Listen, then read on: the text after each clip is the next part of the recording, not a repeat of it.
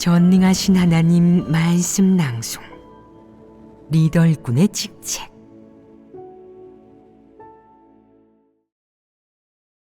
리더 일꾼의 직책 19.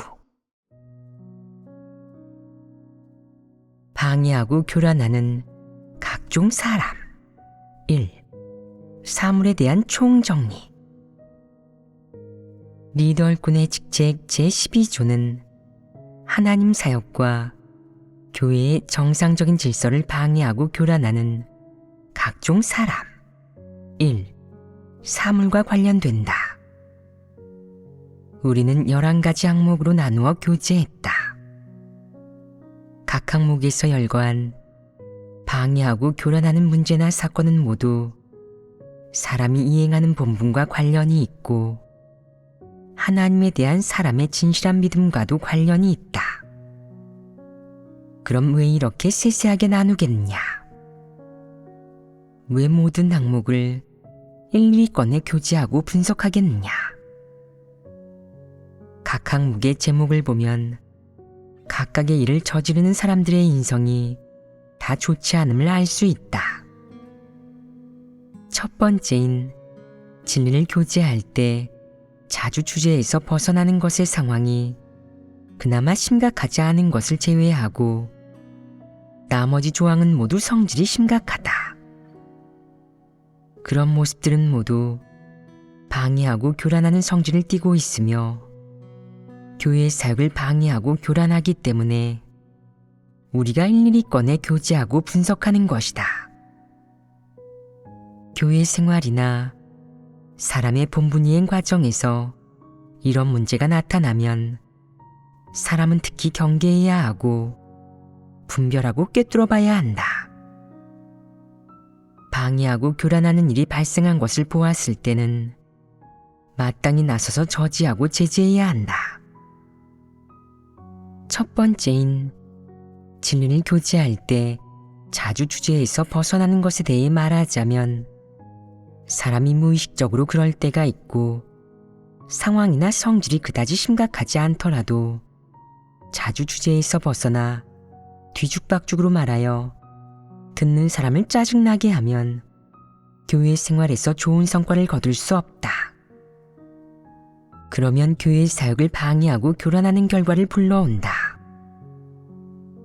나머지 항목은 말할 필요도 없이 모두 교회의 사역과 교회의 생활의 질서를 방해하고 교란하기에 충분하다. 따라서 이런 문제들은 어느 하나라도 세세하게 교제하고 분석하고 해부하지 않으면 안 된다. 악질적인 사건이 발생했을 때 교회를 교란하는 악행을 분별하고 인식했다면 마땅히 나서서 저지하고 제재해야 한다. 크게 보면 그것은 피조물의 본분을 이행하는 것이고 작게 보면 최소한 교회의 일원으로서 본분과 책임을 다하는 것이다. 이는 내가 마땅히 해야 할 일이 아니겠느냐. 만약 내가 그렇게 하지 못한다면 어떤 결과를 불러오겠느냐. 여기서 하지 못한다를 어떻게 규정해야겠느냐. 최소한 너는 바보이고 게다가 사탄을 두려워하는 못난이이다. 또한 사탄 마귀가 하나님 사역과 교회의 정상적인 질서를 교란할 때 너는 무관심하고 무력하며 아무런 행동도 하지 않는다. 내게는 나서서 사탄과 싸우고 하나님을 위해 굳게 설 그 어떤 믿음이나 용기도 없다. 그렇다면 너는 쓸모없는 인간이고 하나님을 따르는 자가 될 자격이 없다. 리더 일꾼의 직책 제12조에서 열거한 교회에서 일어나는 하나님 사역을 방해하고 교란하는 여러 사건은 모두 리더 일꾼과 일반 형제자매가 하나님을 대하는 태도, 모든 사람이 자신의 본분이나 책임을 대하는 태도, 하나님 집 사역을 교란하는 부정적인 사물을 대하는 입장이나 관점과 관련이 있다. 물론 그런 부정적인 사물이 나타났을 때 오랫동안 하나님을 믿고 설교를 들은 사람이 사탄과 싸우고 하나님을 위해 증거할 충분한 분량이나 믿음을 가졌는지와도 관련이 있다. 이것은 핵심적인 문제와 관련되지 않느냐. 이는 사람의 입장과 사람이 걸어가는 길, 그리고 하나님이나 진리를 대하는 사람의 태도, 본분을 대하는 사람의 태도와 관련이 있다. 따라서 너희는 이런 말을 다 들은 후 이것이 사람에 대한 하나님의 요구임을 깨달아야 한다. 그것을 도리나 규례 혹은 규정으로 여겨 집행하거나 시행하지 말고 많이 묵상하고 진리를 깨달은 다음 실행하고 진입하여 하나님의 요구에 이르러야 한다. 악인이 교회의 사역을 방해하고 교란할 때는 수수방관해서도 안 되고 하나님을 믿은 지 얼마 되지 않았다느니 분량이 작다느니 아직 어리다느니 하면서 온갖 핑계로 자신의 책임을 회피해서도 안 된다. 하나님이 공사를 검증할 때, 내게 환경을 마련해 내 태도를 요구할 때 하나님은 내 나이의 많고 적음도, 내가 하나님을 몇 년 믿었는지도, 내가 어떤 대가를 치렀었고 내게 어떤 공로가 있었는지도 보지 않는다. 하나님은 그 당시에 내 태도를 요구한다.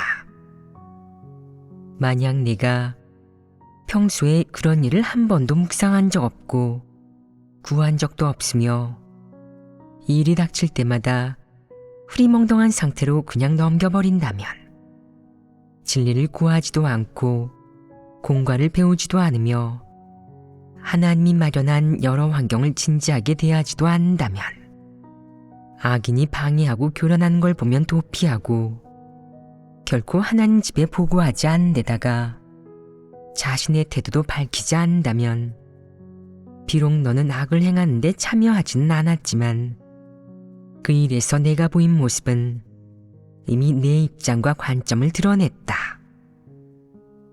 바로 너는 방관자이자 사탄을 응원하는 자라는 것이다. 하나님은 모든 것을 감찰하기에 너는 하나님을 속일 수 없다. 따라서 그런 부정적인 사물에 직면했을 때 교회 사역과 교회 생활의 질서를 방해하고 교란하는 각종 사람과 일, 사물을 발견했을 때 하나님을 대하는 사람의 태도가 뚜렷하게 드러난다. 너는 하나님을 믿은 시간이 짧거나 나이가 많지 않거나 분량이 작을 수도 있지만, 그런 일이 닥쳤을 때 원칙대로 행동하여 악인을 저지하고 제지하고 심지어 폭로하려 한다면, 위험을 무릅쓰고 자신의 안위를 돌보지 않고 나서서 하나님 집의 이익을 지키려 한다면, 내게 그런 마음이 있다면 하나님을 대하는 내 태도와 하나님을 위해 증거하고 사탄과 싸우려는 내 결심은 이미 사람의 눈에도 보이고 하나님의 눈에도 보이는 증거가 된 것이다. 사람의 악행과 하나님에 대한 사람의 기만이나 숨김, 책임에 대한 회피, 그리고 사탄이 악을 행할 때 사탄에 대한 사람의 굴복과 타협 등 이런 것도 하나님은 볼 수 있다. 그런 악행은 결국 언젠가는 상한 처분과 판결을 받게 될 것이다. 마찬가지로 사탄이 방해하고 교란하는 일이 닥쳤을 때 사람이 나서서 하나님 집과 형제자매를 위해 말하고 사탄과 싸워 하나님 집의 이익을 지키며 하나님을 위해 증거하려는 의지에 입각해 진리를 구한다면, 비록 때때로 힘이 역부족이고 지혜가 부족하며 깨달은 진리가 얕다고 느껴지고 진리를 교제하고 싶어도 명확히 표현하지 못해 사람들에게 비웃음과 무시를 당할 수도 있지만, 하나님은 내 진심을 볼 수 있고 내 그런 행위와 모습을 선행으로 규정할 것이다. 악행은 하나님에게서는 언젠가 판결과 결론이 내려질 것이다. 마찬가지로 선행도 하나님에게서는 판결과 결론이 내려질 것이다. 다만 이 두 가지 행위의 최종적인 결론은 완전히 다를 것이다. 악행은 악한 보응을 받고 선행은 선한 대우를 받을 것이다. 하나님은 일찍이 사람에게 이를 구분해 놓았으니 하나님의 사역 기간에 사람의 여러 모습이 기정사실이 되고 나면 상선벌악할 것이다. 리더 일꾼의 직책 제12조에서는 교회의 사역을 방해하고 교란하는 각종 사람 1. 사물에 대해 11가지 항목을 열거했는데 이 11가지 항목은 아주 중요하지 않으냐? 사람을 잘 드러내지 않느냐? 각 항목의 내용을 교제할 때 너희는 공을 많이 들여 진리를 환하게 깨달아야 한다.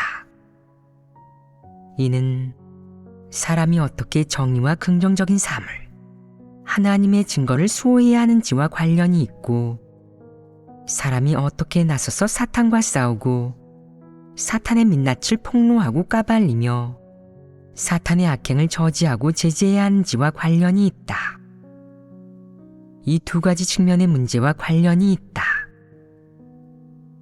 사탄이 교회의 사역을 방해하고 교란할 때 너는 내 역할을 했느냐? 어떤 역할을 했느냐? 하나님이 내게 요구한 것을 행했느냐? 하나님을 따르는 자가 다해야 할 의무와 책임을 다했느냐?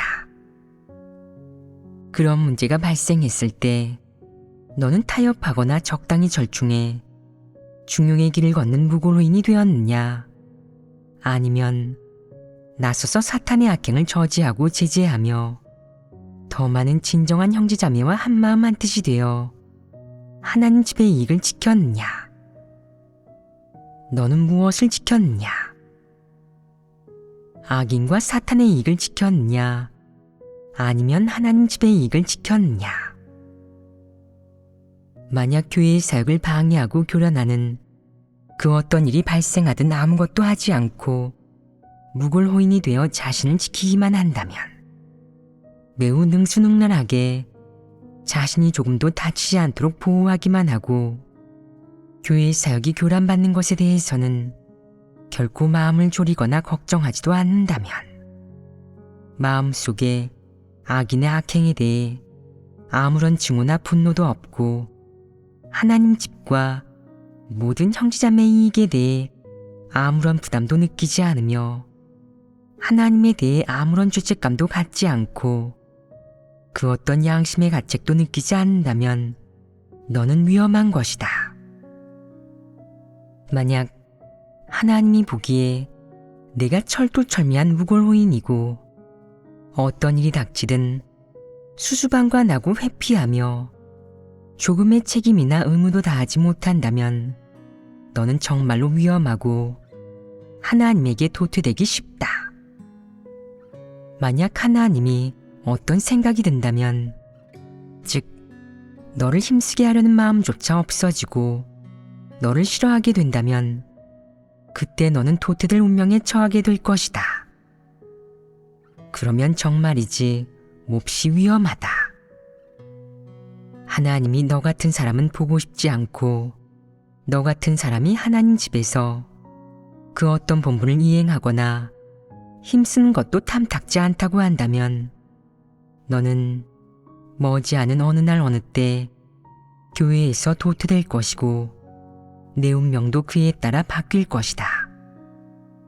이는 너와 하나님의 관계가 비정상적으로 변했거나 내가 하나님을 멀리하고 배반했기 때문에 이미 어떤 결과가 초래된 것이다. 너는 이 사실을 볼 수 있느냐? 이 사실을 발견했을 때 내가 받아들일 수 있든 없든 내 마음속에 품었던 아름다운 기대는 순식간에 사라질 것이다. 사람이 하나님을 믿은 지 얼마 되지 않았을 때는 모두 열렬한 마음을 가지고 있어서 앞으로의 종착지나 앞날을 볼 수 없더라도 늘 하나님에게 의지하고 항상 아름다운 사물이나 긍정적인 사물을 동경한다. 이런 힘은 어떻게 생겨나겠느냐? 사람은 알지도 이해하지도 못한다. 사람은 다 똑같이 공기를 마시고 햇빛을 받으며 사는데 왜 저 이방인들의 마음속에는 없는 것들이 우리에게는 있을까? 이는 비밀이 아니겠느냐? 이는 하나님에게서 비롯되었다. 이것은 몹시 진귀하고 사람이 태생적으로 가지고 있는 것이 아니다. 만약 태생적으로 가지고 있다면 모든 사람이 다 똑같을 것이고 이 인류는 귀천이 나뉘지 않을 것이며 믿는 사람과 믿지 않는 사람 간에도 별 차이가 없을 것이다. 그에게는 없는 것을 너는 가지고 있으며 네가 가진 그것은 인류 가운데에서 가장 소중하다. 왜 가장 소중하다고 하겠느냐? 그런 희망과 기대를 가지고 있기 때문에 너는 착실하게 하나님 집에서 본분을 이행할 수 있는 것이다. 이는 사람이 구원받을 수 있는 가장 기본적인 조건이다. 그런 기대가 내게 기회를 주었기 때문에 너는 하나님을 위해 헌신하고 피조물의 본분을 이행하며 좋은 사람이 되고 구원받는 사람이 되려는 의지를 조금이나마 가지게 된 것이다. 그것이 사람에게 가져다주는 이점은 이토록 크다. 그럼 그것은 어떻게 비롯되었겠느냐? 하나님에게서 비롯되었고 하나님이 준 것이다.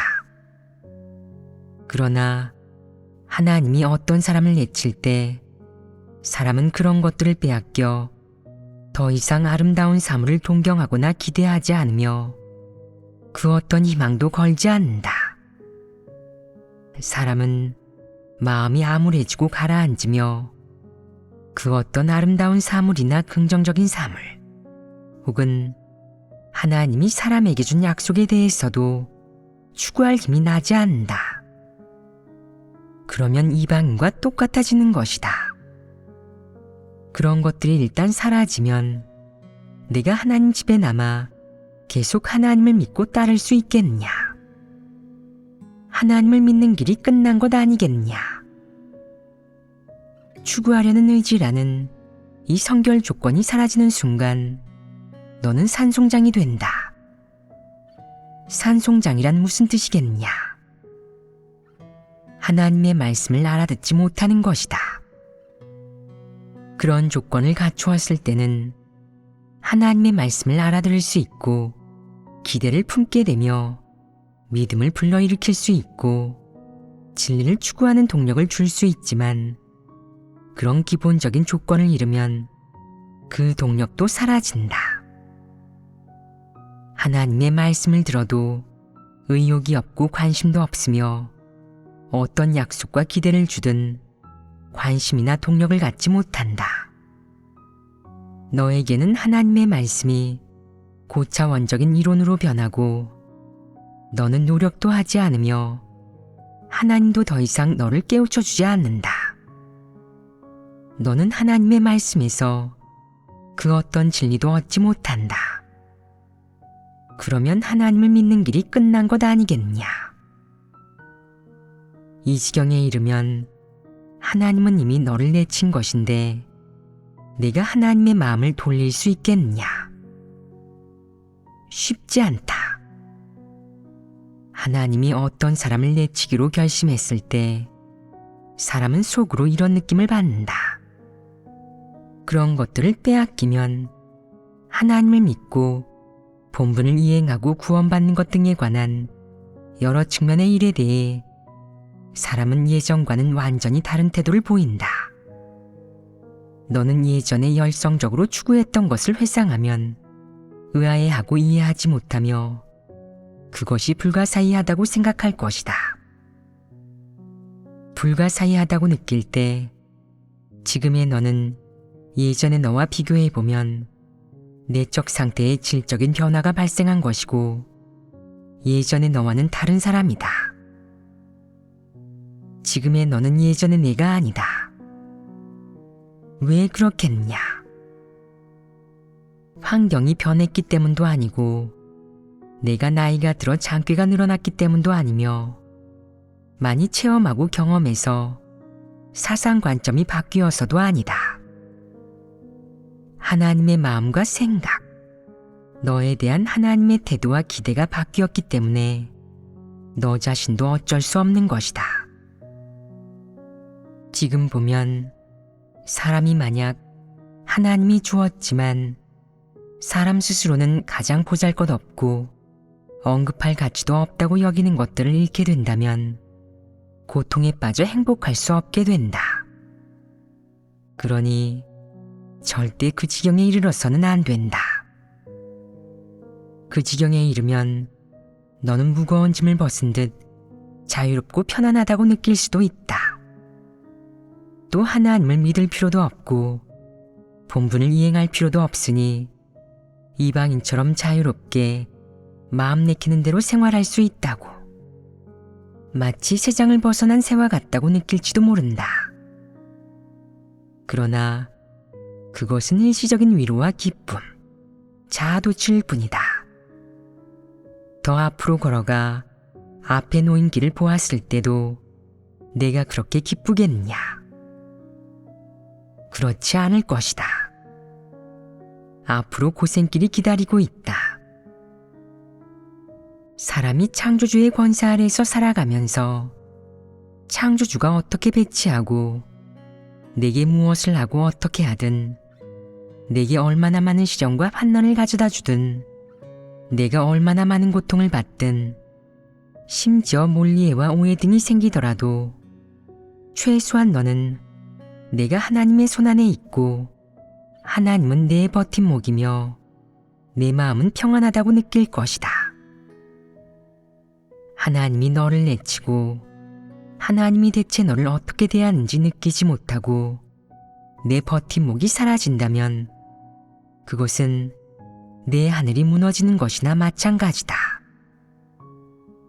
마치 사람이 어린 시절에 마음속으로 오로지 엄마가 제일 사랑스러워. 엄마는 나를 가장 아끼고 사랑해. 엄마는 죽으면 안 돼. 라고 생각했던 것과 같다. 그때는 엄마가 병에 걸렸다는 말만 들어도 견디지 못하고 엄마가 정말로 죽으면 하늘이 무너지고 자신은 살 길이 없을 거라고 생각했던 것이다. 같은 이치로 사람이 하나님을 믿을 때는 하나님을 의지하는 데서, 사람의 운명은 창조주의 손에 달려있다고 믿는 데서 가장 큰 평안과 기쁨이 비롯된다. 사람에게 그런 안정감이 있는 것은 그런 진실한 믿음과 의지함을 가지고 있기 때문이다. 그런 믿음과 의지함이 사라지고 구멍이 뚫린 것처럼 마음이 텅 비어 있다고 느낀다면 내 하늘은 무너진 것 아니겠냐. 내 버팀목이 사라졌는데 살아가면서 기운이 나겠냐. 이런 부류는 그저 산송장으로 배만 채우며 죽음을 기다릴 뿐이다. 지금 어떤 사람들은 시종일관 태도가 좋지 않고 본분이행 과정에서 계속 악을 행하며 교회의 사역을 방해하고 교란하고 망친다. 심지어 하나님 집의 이익에 커다란 손실을 입히기도 한다. 그들은 하나님에 대한 진심이나 충성심을 드러낸 적이 없고 순종은 더더욱 말할 것도 없다. 하나님은 결코 그들을 인정한 적 없다. 그들은 복받으려는 속셈을 품은 채 하나님 집에 섞여 들어온 악한 자이다. 하나님이 그들이 들어오게 허락한 것은 하나님 선민이 공간을 좀 배우고 분별력을 좀 기르도록 하기 위해서이다. 비록 그들도 청함을 받은 사람이긴 하지만 일관된 태도 때문에 그들은 택함을 입지 못했다. 그럼 그들의 상태는 어떻겠느냐? 알아보면 알겠지만 누구나 힘들게 살아간다. 하나님에게 의지하고 언제 어디서나 하나님의 공급을 받는 사람과 어떤 일이 닥치든 하나님의 공급과 도움을 받지 못해 늘 무적행에 빠져 있는 사람은 생활의 질이 완전히 다르다.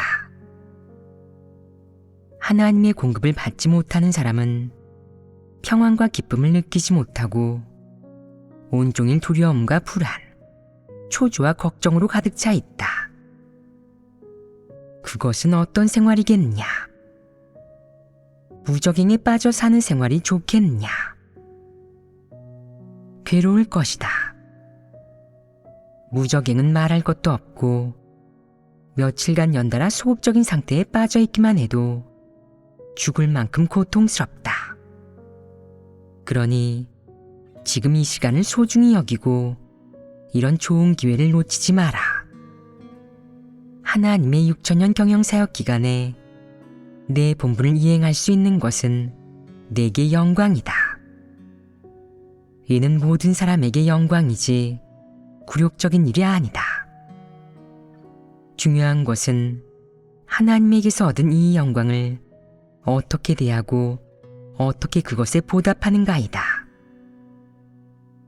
하나님이 높여주었으니 너는 그 호의를 무시해서는 안 되고 하나님의 은혜에 보답할 줄 알아야 한다.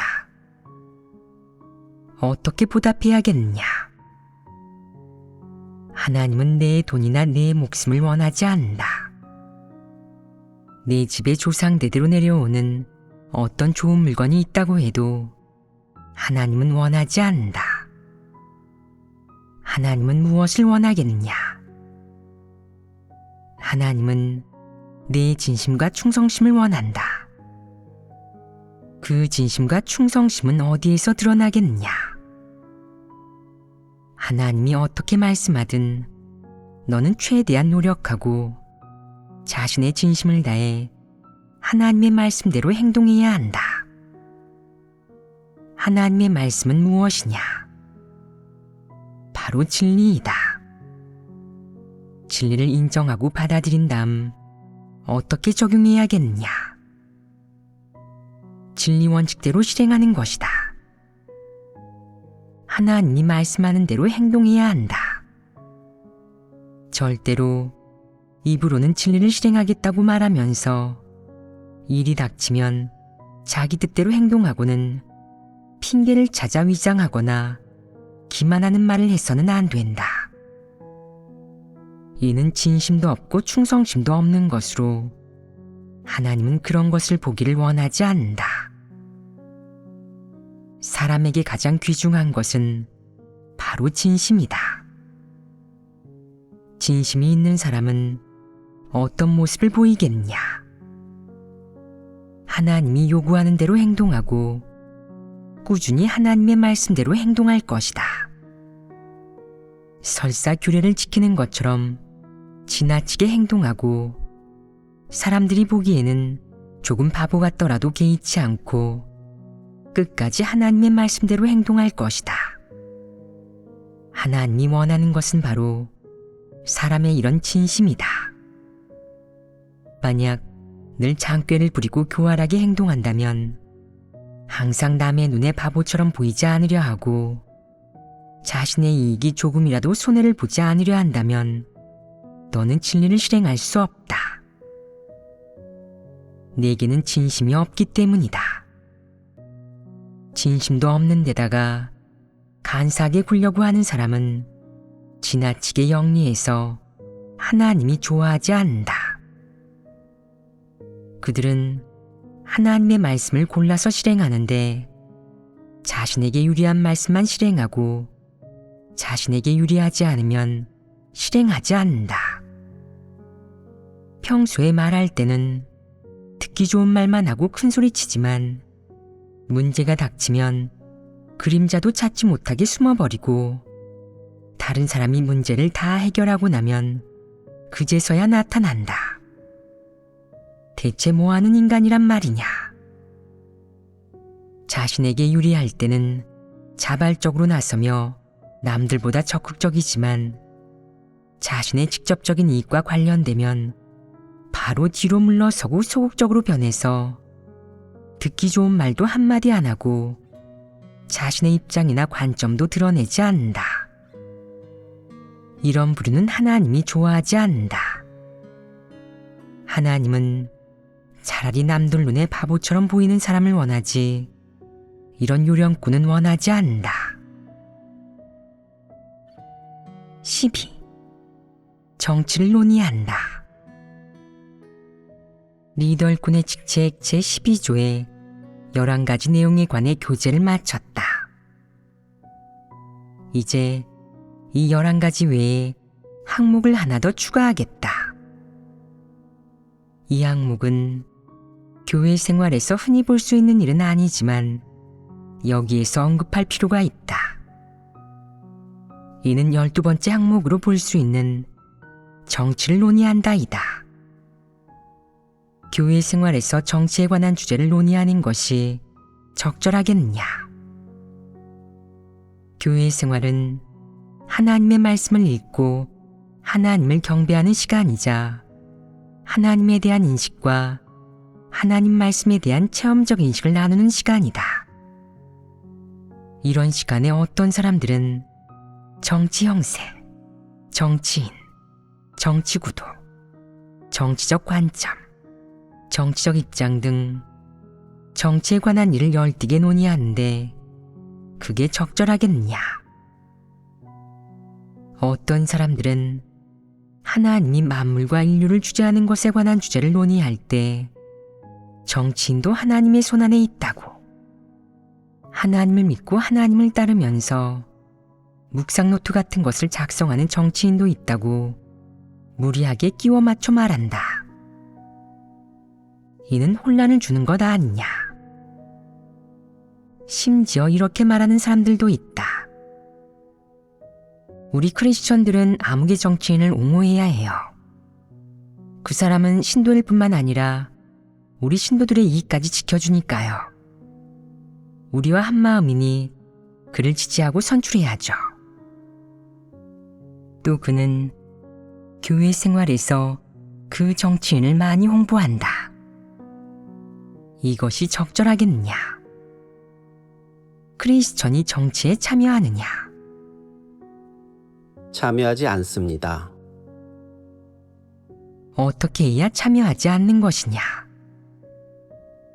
우선 내가 어느 당파를 지지하든 내 정치적 관점이 무엇이든 그것을 교회 생활 속으로 끌어와 논의해서는 안 된다. 물론 교회 생활에서 정견이 일치하지 않는 사람과 논쟁하는 일은 더더욱 발생해서는 안 된다. 예를 들어 너희 둘의 관점이 다르고 서로 다른 정치인을 지지한다고 해보자. 둘이 만났을 때 논의하려고 하는 것은 괜찮지만 절대 예배 시간에 논의해서는 안 된다. 둘이 사적으로 메시지를 주고받든 만나서 이야기하든 얼굴을 붉히며 언쟁을 벌이든 다른 사람들은 간섭하지 않는다. 그것은 민주제도 하에 시민이 갖는 권리이다.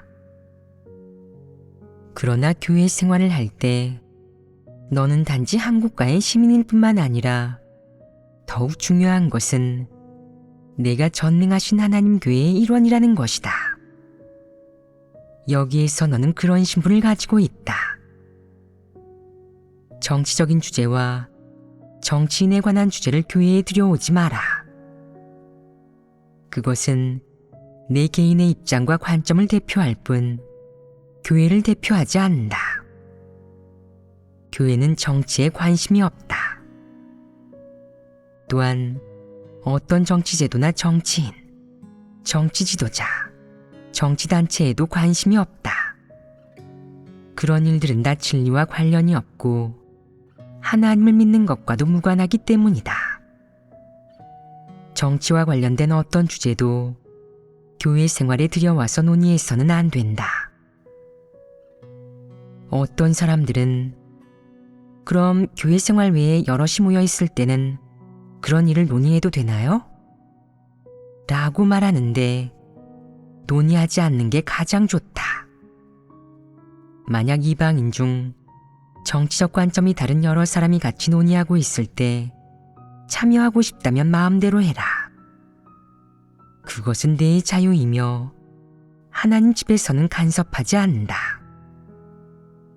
그러나 교회 구성원이 모여있는 시간이나 정규 예배 시간에는 그런 정치적 관점이나 논점을 주요 소재 삼아 말해서는 안 된다.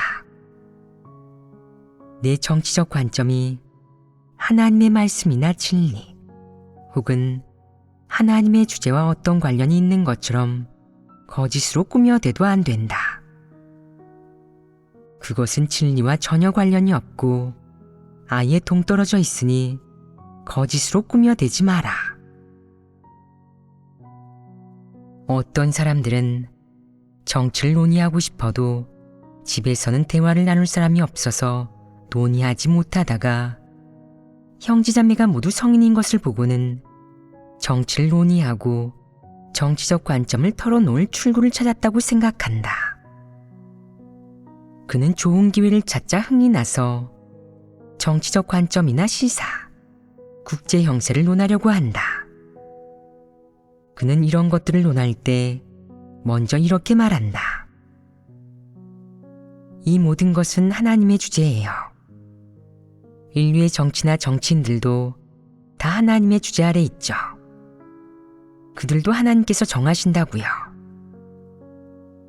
이렇게 서막을 열고는 정치적인 일이나 시사를 열띠게 실컷 논하고 논의가 끝나면 이렇게 정리한다. 정치도 하나님의 주제를 벗어날 수 없어요. 모두 하나님의 아름다운 뜻이 있죠. 그런 일을 꿰뚫어 보지도 못하면 함부로 말하지 마라. 진리를 교제하는 것은 진리를 교제하는 것이지 정치나 정치인은 논하지 마라. 정치에 관한 일을 논하는 것은 진리를 교제하는 게 아니다. 그것은 사람을 미혹하는 짓이다.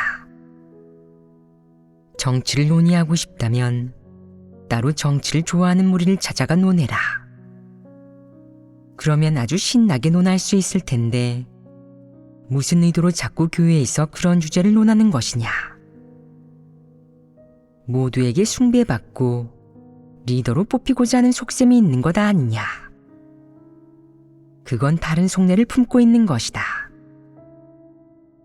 정치를 논의하기 좋아하는 사람은 본연의 일을 하지 않는 사람이지 결코 진리를 추구하는 사람이 아니다.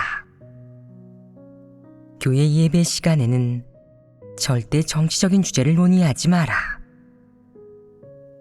그럼 자유국가의 민주선거, 정치제도, 시행되는 정책은 논의하지 않고 큰 불군용 나라의 정치나 고위공직자에 관한 스캔들, 예를 들어 어느 부패한 공직자가 황금을 얼마나 횡령했고 내연녀는 몇 명이나 되는지 등을 논의하는 건 괜찮나요? 라고 말하는 사람들이 있는데 역겹지도 않으냐. 왜 그런 역겨운 일들에 그렇게 관심이 많은 것이냐. 난 왜 그런 일에 관심을 갖거나 그런 일을 보는 게 이토록 역겹게 느껴지는지 모르겠다. 어떤 사람들은 그런 일에 특히나 관심을 갖는다. 전혀 역겨워하지 않고 온라인상에서 그런 일을 보려고 하는데 한가할 때마다 본다. 그는 그런 일을 보면 마음이 편안해지고 안정되며 충만해진다. 왜 하나님의 말씀을 볼 때는 그렇게 충만해지지 않는 것이냐? 조금 이상하지 않으냐? 이는 본연의 일을 하지 않는 것 아니냐? 그 좋은 시간에 마당에서 거닐며 신선한 공기를 들이마시거나 먼 곳을 바라보기만 해도 기분이 좋아질 텐데 어떤 사람들은 그렇게 하지는 않고 틈만 나면 컴퓨터로 어떤 뉴스가 있는지 주시하면서 한간의 소문을 서둘러 수집한다. 그는 평소에도 어느 부패한 공직자에게 내연녀가 몇 명 있었는데 발각됐다느니 어느 부패한 공직자 집에 재산이 얼마 있었는데 몰수됐다느니 큰 붉은용의 윗선에서 누가 누구를 끌어내리고 누가 누구를 암살했다느니 하는 일들에 관심이 많다. 그런 일들을 수집하고 나면 자신이 높은 학식과 경륜을 가지고 있다고 생각하며 예배 시간에 털어놓으려고 한다. 이는 독을 퍼뜨리는 것 아니냐. 그 악마들이 나쁜 짓을 저지르는 것은 너무도 정상적이지 않으냐. 그들이 나쁜 짓을 저지르는 건 정상이지만 그 중에는 상상도 못할 만큼 나쁜 짓들도 있어요. 라고 말하는 사람들도 있다. 그런 것들을 상상해서 무슨 소용이 있느냐. 그들이 어떤 사악한 짓을 벌이는지 상상하려고 머리를 달고 다니는 것이냐. 그건 본연의 일을 하지 않는 것 아니냐. 상상도 못할 사악한 짓에 대해 좀 안다고 해서 내가 대단한 것 같으냐. 내가 무엇을 얻을 수 있느냐. 혐오감만 더해지지 않겠느냐. 본연의 일을 하지 않는 사람들은 정계의 외설적이고 이상한 일에 늘 관심을 갖는데 좀 모자란 것 아니냐. 자기 삶은 살지 않고 늘 그들의 일에 신경을 써서 뭐 한단 말이냐. 어리석지 않으냐. 밥 먹고 할 일이 없는 것 아니냐. 어떤 사람들은 말한다. 하나님을 믿는 사람들은 큰 붉은 용에게 박해받았으니 분명 다들 큰 붉은 용을 증오할 거예요. 또 하나님을 믿는 사람들은 분명 큰 붉은 용의 윗선에서 발생한 스캔들, 즉 탐관오리에 관한 일이나 음란한 일, 그리고 어두운 내막에 관심이 있을 테니 그런 스캔들을 폭로하면 박수치며 쾌재를 불러야 하지 않나요? 너는 그런 것들을 얻기 위해서 하나님을 믿고 따르는 것이냐? 교회에서 정치적인 일을 논의하는 것, 특히 큰 붉은 용 윗선의 고관이 폭로되어 드러나는 스캔들을 논의하는 것은 가장 역겨운 일이니 절대 논하지 마라. 내게도 말하지 마라. 역겹다. 내게 말하건대 논하지도 말고 보지도 마라. 그런 것들을 보다 보면 언젠가는 후회할 것이다. 그리고 후회하게 될 때면 어떤 기분인지 알게 될 것이다. 정말이지 역겹기 그지없다. 그런 일들은 많이 듣고 많이 본들 좋을 게 없다. 왜 좋을 게 없다고 하겠느냐.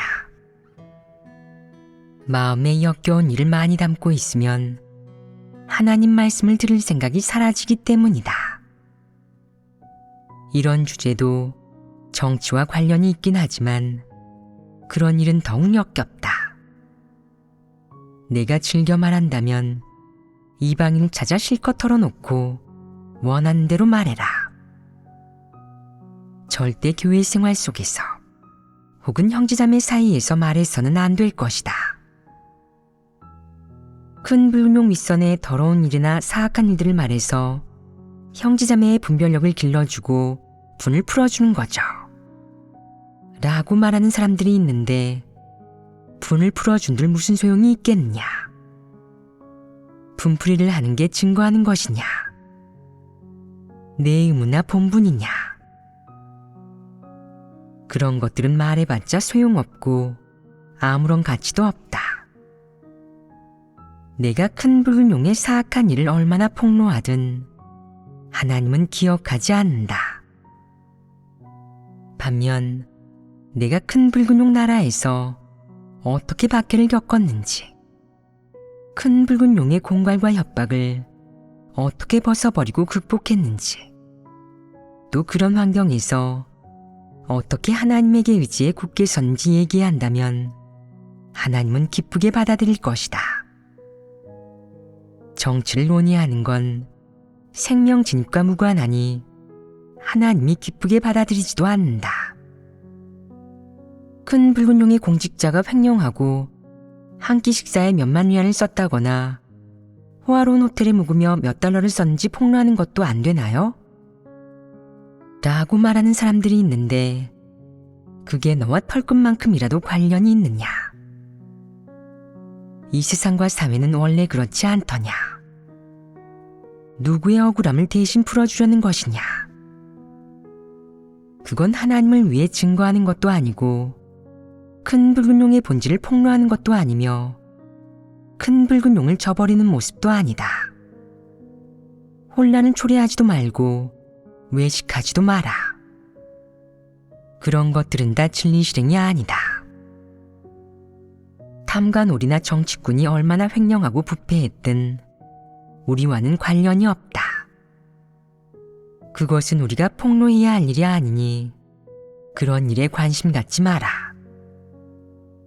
사탄 정권에서 일어나는 그런 일들은 예나 지금이나 늘 존재해 왔다. 그들이 어떻게 행동하든 우리가 하나님의 사역을 체험하고 하나님을 증거하는 것과 아무런 관계가 없다. 그러니 그런 주제를 큰 붉은 용을 저버리고 폭로하여 하나님을 증거하는 것이라는 주제에 뒤섞지 마라. 절대 그런 기괴하고 역겨운 일과 사악한 일을 교회 생활 속에서 혹은 형제자매들 사이에서 논의해서는 안 된다. 정말로 정치를 논의하고 싶다면 이방인을 찾아 논의해라. 그런 기호나 취미를 가진 사람과는 개인적으로 어떻게 논의하든 상관없다. 그것은 내 개인적인 기호와 취미이고 내 자유이자 권리이니 아무도 간섭하지 않는다. 그러나 예배 시간이나 형제자매 앞에서는 그런 일을 논의하지 마라. 설사 누가 듣고 싶어 하더라도 말하지 마라.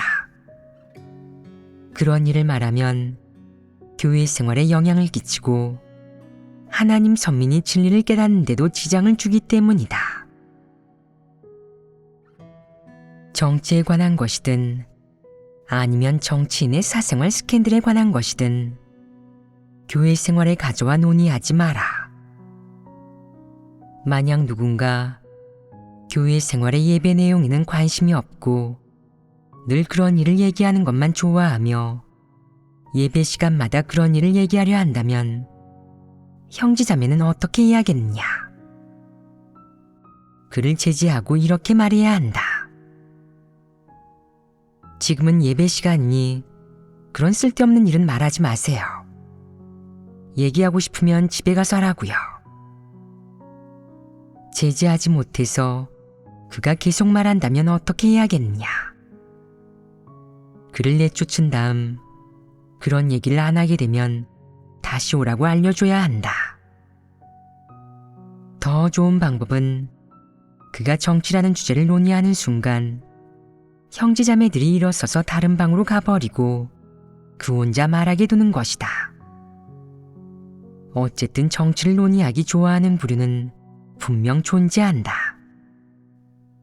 그런 자들은 본연의 일을 하지 않고 진리를 추구하지도 않으며 어떻게 본분을 잘 이행할지, 교회 사역이나 형제자매에게 어떤 어려움이 있는지, 자신에게 해결해야 할 어떤 실제 문제가 있는지 고민하지 않는다.